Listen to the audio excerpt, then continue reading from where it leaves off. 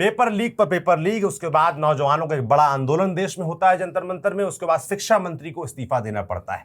इस बीच आपको याद होगा प्रधानमंत्री की जो पहली रील आई थी जिसमें उन्होंने बताया था फास्ट ट्रैक कोर्ट्स की बात, कि देश में मंडे को जो संसद चलेगी उसमें वो एक नया बिल लाएंगे पेपर लीक को रोकने के लिए।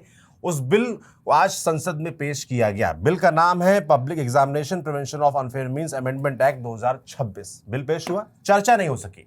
तो आपके मन में जरूर विषय चल रहा होगा कि आखिर इस बिल में क्या है, कैसे सख्ती की जाएगी, क्या ऐसे प्रिवेंशन लिए जाएंगे जिससे पेपर लीक रुक सके। अब जमीन पर कितना लागू होगा ये भविष्य की बात है, पर बिल में क्या है आज आपको ये विस्तार समझा देते हैं। नमस्ते, मेरा नाम सौरभ त्रिपाठी, मेरे साथी विनय सुल्तान है अपनी डायरी के साथ, जिसपे वो पूरे नोट्स लेके आए हैं कि आखिर इस बिल में है क्या। बाकी बिल को लेकर सदन में क्या हुआ उसका हमारा शो है संसद की बात, बहुत जल्दी वो वीडियो आएगा, आ चुका होगा अब तक तो मुझे लगता है, उसको जरूर देखिएगा अगर संसद की कार्रवाई आप जानना चाहते हैं। बाकी बिल पर लौटते हैं, तो शुरुआत कहाँ से करेंगे? शुरुआत यहाँ से करेंगे कि सौरभ ने सबसे पहले चीटिंग की है। सौरभ मेरी कॉपी से पढ़ा है बिल का नाम, उसको याद नहीं था, तो ये भी माफी। इस समय नौजवान चीटिंग, पेपर लीक, इन सब बातों से बहुत नाराज है। ऐसे किसी भी शब्द मैं अब अगली बार जो है ऐसे करके आऊंगा। बहरहाल तो ये 2024 में आपको याद होगा सबको कि नीट का पेपर लीक हुआ था। उसके बाद में भी इसी तरीके का गुस्सा लोगों को दिखाई दिया था, क्योंकि 720 में से 720 नंबर आ गए थे कई जगहों पे। उसके बाद में सरकार दबाव में आई थी और 2024 में पहली बार वो एक्ट लेके आई थी जिसका नाम था public examination prevention of unfair means act 2024। अब सरकार इसमें बदलाव कर रही है। तो पहले हम समझ लेते हैं ये एक्ट है क्या।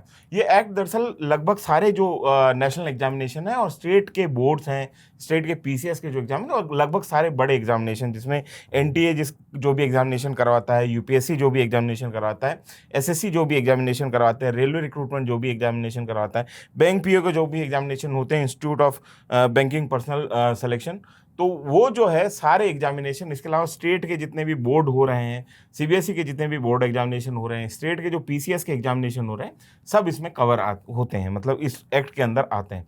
तो ये एक्ट जो है ये 2024 में बनाया गया था और इसका सेक्शन 3 जो है उसमें बताया गया था कि किसको वो अनफेयर मीन्स मानेंगे, क्योंकि अनफेयर मीन्स परिभाषित करना पड़ेगा। तो उसमें पहला था कि पेपर लीक हो जाना, दूसरा था कोलिजन, मतलब कि अगर कोई ऑफिशियल मिल के किसी को फैसिलिटेट कर रहा है नकल करने के लिए, अनफेयर मीन्स से उसका सिलेक्शन करवाने के लिए, वो टेम्परिंग अगर पेपर के साथ में हो रही, कि अगर पेपर का जो कंप्यूटर पे अगर जो ऑनलाइन एग्जाम हो रहे हैं उसके कंप्यूटर नेटवर्क में अगर कुछ टेम्परिंग हो रही है, ओएमआर शीट में कोई टेम्परिंग हो रही है, या मार्क लिस्ट जो लास्ट में बन रही है फाइनल रिजल्ट उसमें अगर कोई टेम्परिंग करता है तो वो भी इसके तहत जो है।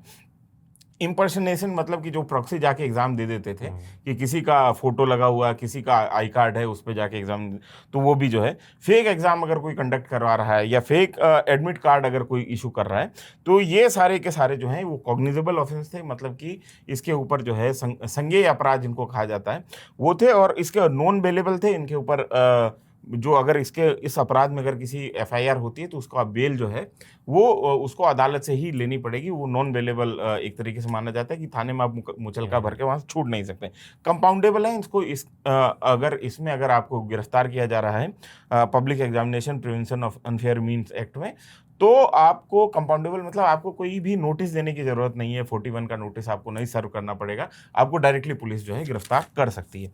तो ये बिल जो है सरकार लेके आई थी 2024 में।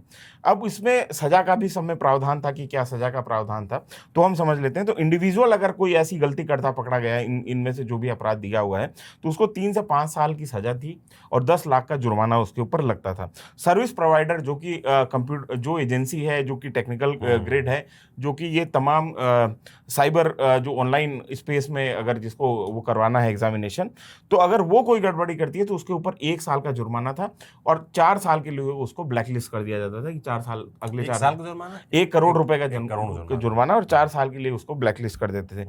और लेकिन ऐसा नहीं था कि सिर्फ इससे कंपनी छूट जाती थी, कंपनी का जो मैनेजमेंट था वो लायबल होता था और उसको 3 से 10 साल की सजा दी जाती थी और 1 करोड़ का जुर्माना उसके ऊपर भी लगता था, जो भी मैनेजमेंट उसके लिए लायबल है। और क्रिमिनल सिंडिकेट्स जो सबसे ज्यादा पेपर लीक करवाते हैं उनके ऊपर इस एक्ट में था कि 5 से 10 साल की सजा और 1 करोड़ का जुर्माना, और उनकी जो प्रॉपर्टी थी वो भी अटैच हो जाती थी, कि मतलब उसकी संपत्ति कुर्क हो जाती थी, सरकार उनकी संपत्ति को कब्जे में ले लेती थी। 2024 वाले बिल के ये 2024 वाले बिल। नए में क्या है 26 वाले में?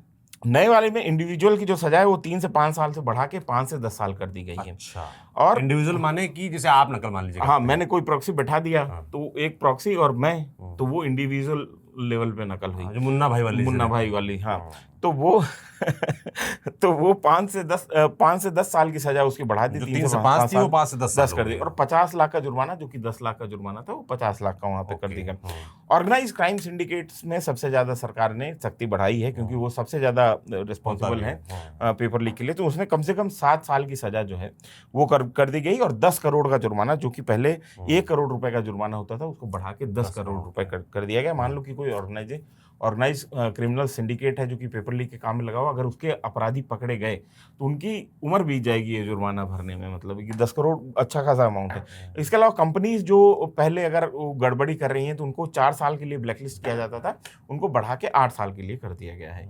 और जो मैनेजमेंट था, जिसको पहले ही सजा थी, मतलब सर्विस प्रोवाइडर का जो मैनेजमेंट, वो 3 से 10 साल की थी, उसको वैसे ही रखा गया, उनके ऊपर 1 करोड़ का जुर्माना, उसमें बहुत कोई चेंजेस नहीं किए हैं। नई चीज़ ये की गई कि फास्ट ट्रैक कोर्ट जो है वो सुनवाई करेंगे इन पेपर लीक के मसलों की, और इसमें टाइमलाइन फिक्स कर दी गई है। सामान्य तौर पर 90 दिन की टाइमलाइन होती है चार्जशीट फाइल करने के लिए, लेकिन पेपर लीक के मामलों में इस एक्ट के तहत 2 महीने के अंदर आपको इन्वेस्टिगेशन पूरी करके चार्जशीट फाइल कर देनी पड़ेगी। तो मतलब 1 महीने का वहाँ पे मतलब जल्दी दिखाई गई है। दूसरा ये है कि 3 महीने के अंदर जो है इसकी पूरी की पूरी सुनवाई आपको कंक्लूड कर देनी है। अच्छा। तो 5 महीने में अगर कोई पेपर लीक होता है तो उसका फैसला लगभग 5 महीने में आ जाना चाहिए।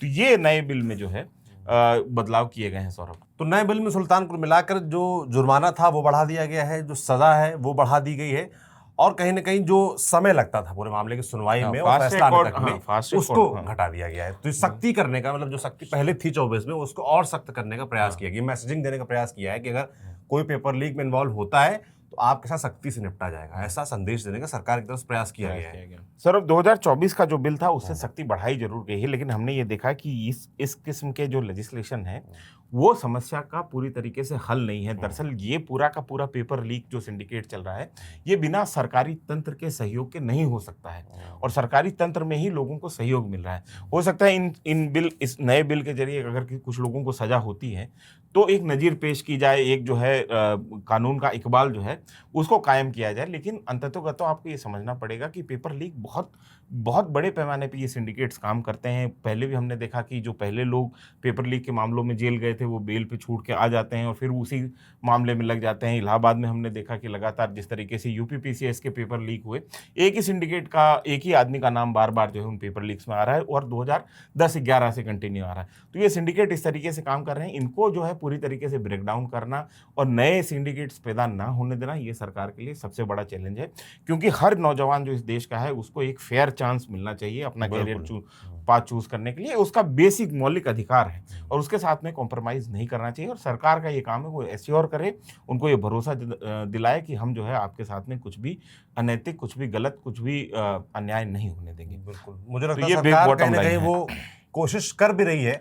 अब कोशिश कितनी कामयाब होती है इस पर निगरानी रखना हम पत्रकारों का काम है, न्यूज़ प्रिंट का काम है, तो हम वो करते रहेंगे, निगरानी रखेंगे, नजर रखेंगे कि क्या हो रहा है, क्या वो जमीन पर उतर पा रहा है। समय लगेगा, तो एक लंबा टाइमलाइन है, हम नजर रखेंगे, इतना भरोसा रखिए हमारे ऊपर। बाकी जो हमारा काम है, आपको कैसा लगता है, ये पूरी बातचीत कैसी रही, कमेंट बॉक्स में लिखकर जरूर बताइएगा। सब्सक्राइब जरूर कर लीजिएगा अगर अभी तक नहीं किया। बहुत लोग ऐसे होते हैं जो हमें देख तो रहे होते हैं पर सब्सक्राइब नहीं करना उनको याद रहता है, भूल जाते हैं, तो सब्सक्राइब जरूर कीजिएगा। मेरा नाम सौरभ त्रिपाठी, मेरे साथी मेरा सुल्तान, कैमरे के पीछे अनुराग है। देखते रहिए न्यूज़ पिंच। शुक्रिया।